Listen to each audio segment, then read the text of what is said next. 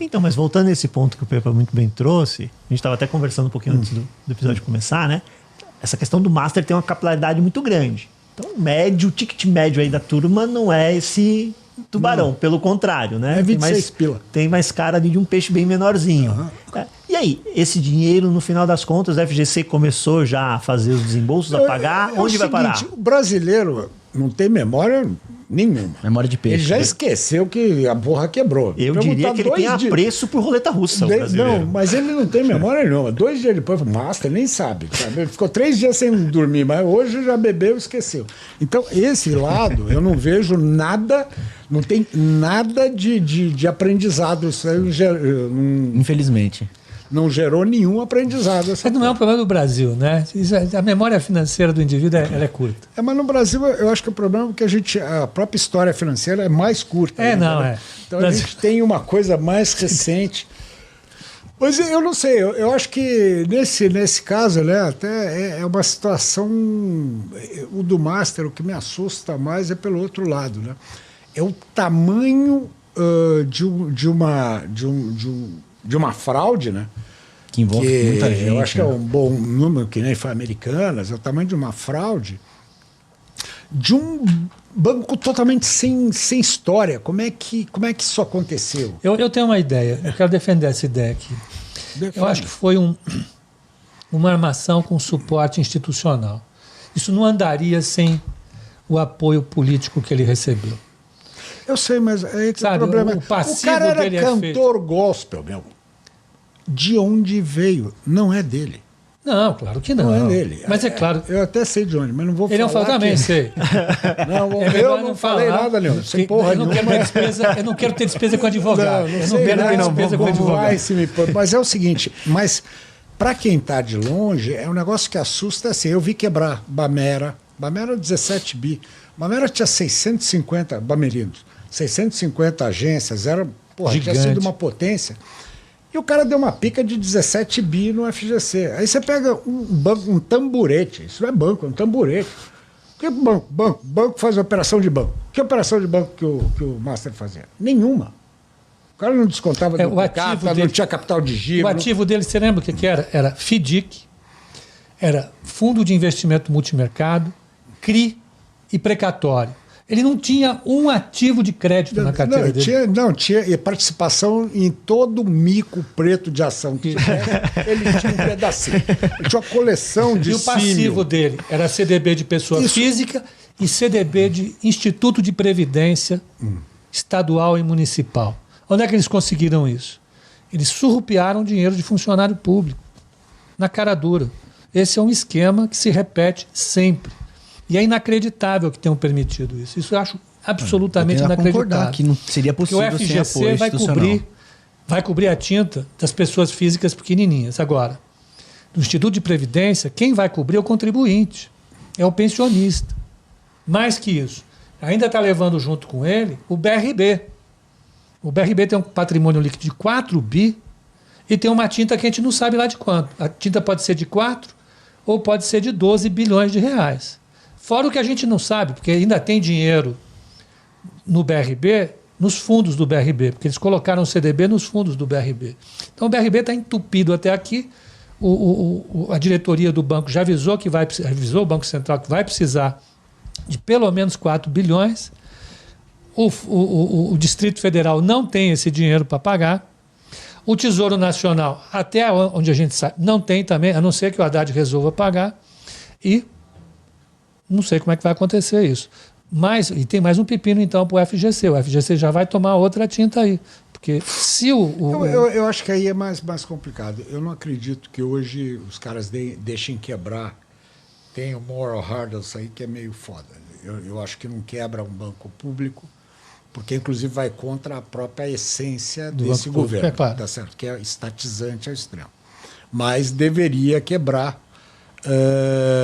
Mas eu acho que não vai. Mas aí você acha que não... Eu acho que o problema desse é que, mais uma vez, né, me fica muito... O que me criou mais, o que eu fiquei mais incomodado é por que o FGC não brecou essa porra. Porque o Banco Central deve ter sofrido pressões alucinantes políticas.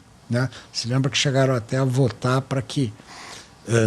queriam votar na Câmara para a Câmara poder destituir diretor. O negócio, você imagina a pancadaria. E ele conseguiu ir tecnicamente, apesar de tudo. Agora, o FGC é uma empresa privada. Como que ele deixa ficar com 1/3 do caixa dele em cima de um tamborete? Como? Isso daí que... Gestão de risco. Você pega na Europa lá, o cara começa... Os fundos de garantia, o cara chega a um determinado nível, ele tem que... É 100%. A B3 já não estava mais aceitando CDB de Master, ó. 100%. Então, esse tipo de coisa que são as dúvidas, né? Mas é que foi um negócio assustador.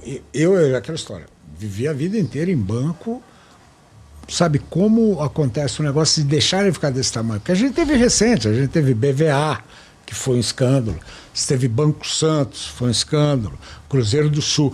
Mas Banco Santos, aquela história, também era um cara bom vivan, mesma coisa, tem até a maior casa de São Paulo, mas o cara tinha um banco. Ele tinha um monte de Vietcong, só tinha Vietcong lá, mas tinha, sabe, o pessoal de crédito era Vietcong, a captação era a casa da mãe Joana. Pontual também era assim. Mas, Pontual, era complicado, né, porque aí já era... Progresso, vamos lá, vai somando. Exato, não, mas dessas recentes, desses bancos menores, né, que então... Porque eu acho que essa história, Progresso, era um banquinho que até eu gostava, né, o Pontual não, porque Sim. o coisa eu não gostava dele. O cara, Bahia Sobrinho. Mas, aí, pô, os bancos, eles, quando fez a concentração, os bancos ficaram sem capacidade. É verdade, pô, eu era tesoureiro do Bandeirantes na época. Você não tinha, o banqueiro não tinha dinheiro para investir, para botar o banco no outro patamar. Sabe, não? Era uma coisa que a estrutura de capital era muito precária, né?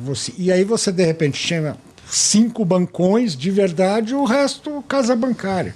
Então você passava por um processo de depuração. É ruim que você... Aquela história, como a gente estava falando, tem o lado bom e o lado ruim. Lado bom, a gente tem um sistema financeiro, se não é o mais seguro do mundo, está muito próximo disso. O lado ruim, você não tem concorrência, né? Então, o crédito é mais caro. Caro pra caralho. Eu acho engraçado falar, o spread é caro, porque cobrar no Brasil é muito caro. Porra, eu trabalhei no banco 30 anos atrás. Você imagina, ali a gente ia cobrar os caras de TACAP, caralho. Hoje você tem um sistema. Ficou muito mais fácil você cobrar hoje do que era antes. Não vai me dizer que não. Só que é o seguinte, a concorrência naquela época, você saía, né, tio? Você saía do Bandeirantes, ia no Noroeste, ia no Boa Vista, ia no Bozano, e o cara ia lá, tinha crédito. Porra, eu tinha uma mesa no Bandeirantes, assim, tinha 40 caras ligados nas agências para viabilizar negócio. Sabe? Compor a reciprocidade, as outras coisas para viabilizar. Hoje não, hoje, pô, você vai, eu sou cliente do Itaú há 40 anos, desde o tempo que era francês e brasileiro. Virou personalité. Não, você vai conversar, pô, eu fui ver um negócio para comprar um carro uma vez, para deixar lá longe. E aí, pô, eu queria botar um crédito para botar no custo da... E aí, pô, falei, caro, cacete. Pô, tem reciprocidade e tal. Vamos negociar. A outra é B. Você não fala com ninguém? Não. Então, picas, tá certo? Hoje os caras não têm autonomia, não tem... E é spreadão. E independe. Se você tem uma história de 40 anos na casa ou 10, é a mesma coisa. Não tem essa... Isso é uma coisa que se perdeu. Agora, o sistema é sólido para burro, né?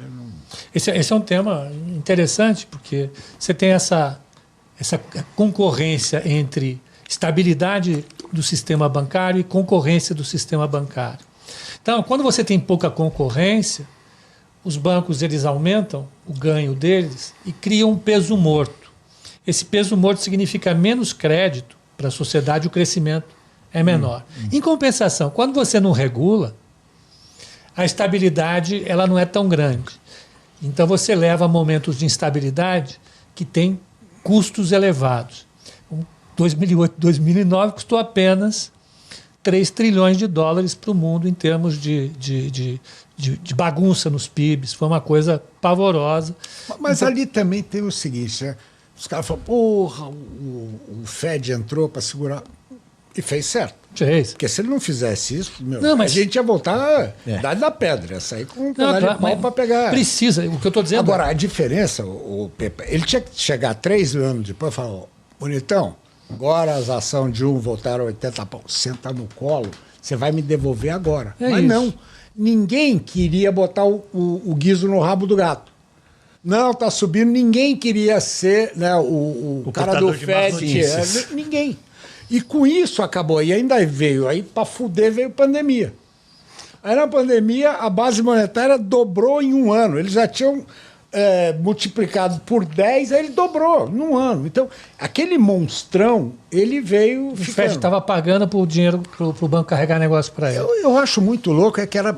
Eu esperava uma certa hora pagarem a conta, porque ia chegar uma hora que, na hora de você, independente do momento que fosse, porque nesse meio tempo, o que tem de empresa zumbi, que só vivia Era pra ter porque a morrido. taxa de juros era. A conta que- Era e o cara dava. O cara, A conta que o Bernanke faz é que deu lucro.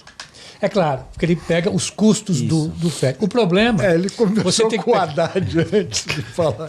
O problema é que você tem que levar em consideração que 6 milhões de pessoas perderam o emprego. O mundo perdeu 25 milhões, 6 milhões de pessoas perderam as casas. Os banqueiros não perderam os bancos, né? Então, eles pagaram o Fed, inclusive, depois que o Fed pagou para eles.